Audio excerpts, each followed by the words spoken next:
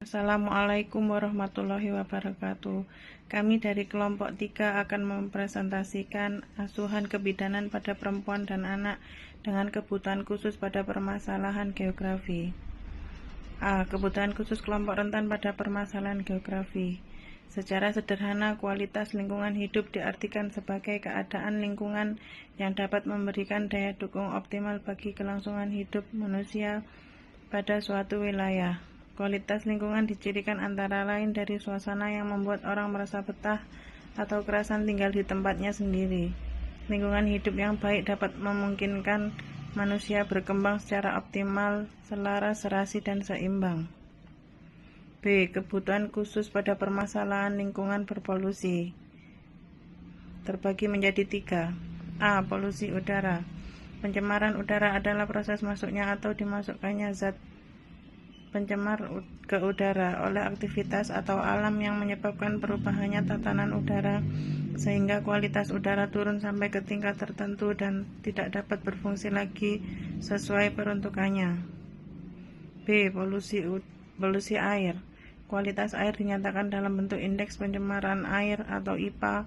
Parameter kualitas air yang dihitung dalam IPA guna memperoleh IKLH hanya mencakup 3 parameter saja, yaitu TSS atau Total Suspended Solid, DO atau Dissolved Oxygen, dan COD atau Chemical Oxygen Demand. Pemilihan parameter TSS, DO, dan COD didasarkan pada ketersediaan data setiap tahunnya. C. Polusi tanah. Tutupan hutan dinyatakan dalam bentuk indeks tutupan hutan atau ITH yang dihitung berdasarkan jumlah luas hutan primer atau LHP dan luas hutan sekunder atau LHS yang ditetapkan oleh Menteri Kehutanan terhadap luas wilayah provinsi atau LWP. LHP ditambah LHS sama dengan LTH. Hutan primer adalah hutan yang belum mendapatkan gangguan manusia atau sedikit sekali mendapat gangguan. Hutan sekunder adalah hutan yang tumbuh melalui suksesi sekunder alami pada lahan hutan yang telah mengalami gangguan berat seperti lahan bekas pertambangan, peternakan, dan pertanian menetap. C. Kebutuhan khusus pada lingkungan dataran rendah dan dataran tinggi. A. Dataran rendah. Dataran rendah adalah hamparan luas tanah dengan tingkat ketinggian yang diukur dari permukaan laut adalah relatif rendah sampai dengan 200 mdpl. Istilah ini diterapkan pada kawasan manapun dengan hamparan yang luas dan relatif datar yang berlawanan dengan dataran tinggi. Adapun ciri dataran rendah diantaranya adalah tanahnya relatif datar, memiliki ketinggian kurang dari 200 meter di atas permukaan laut. Tanah biasanya ditemukan di sekitar pantai, tetapi ada juga yang ditemukan di daerah pedalaman.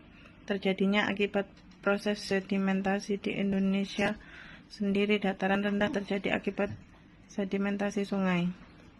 Tanahnya lebih subur dan banyak ditempati penduduk jika dibandingkan dengan daerah pegunungan. Memiliki tekanan udara yang lebih tinggi daripada daerah pegunungan. Kebutuhan khusus pada penduduk di daerah dataran rendah biasanya berupa pakaian yang tipis atau berbahan baku dari kain yang tipis yang tidak panas karena suhu di daerah ini panas. Rumah-rumah di dataran rendah juga banyak ventilasi dan atap terbuat dari genting tanah. Makanan yang dikonsumsi sehari-hari lebih banyak jenis makanan yang mengandung air, meskipun zat gizi yang lain juga harus terpenuhi seperti sayur dan buah.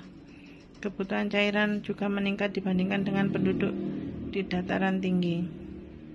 B. Dataran tinggi. Tinggi wilayah Indonesia pada daerah dataran tinggi memiliki sistem pegunungan yang memanjang dan masih aktif. Relief dataran dengan banyaknya pegunungan dan perbukitan menyebabkan Indonesia memiliki kesuburan tanah vulkanik, udara yang sejuk, dan alam yang indah. Adapun ciri-ciri dataran tinggi diantaranya adalah beriklim sejuk, pertanian dibuat terasiring, memiliki udara yang kering, jarang turun hujan, memiliki amplitude, memiliki kelembapan udara yang sangat rendah. Kebutuhan khusus pada penduduk di dataran tinggi biasanya berupa untuk menghangatkan tubuhnya, mereka banyak mengonsumsi makanan yang hangat. Untuk menghangatkan tubuhnya, penduduk di dataran tinggi lebih tertutup dalam cara berpakaian. Bentuk rumah yang berbeda dengan daerah pantai. Rumah di daerah sini berventilasi sedikit atau atapnya terbuat dari seng.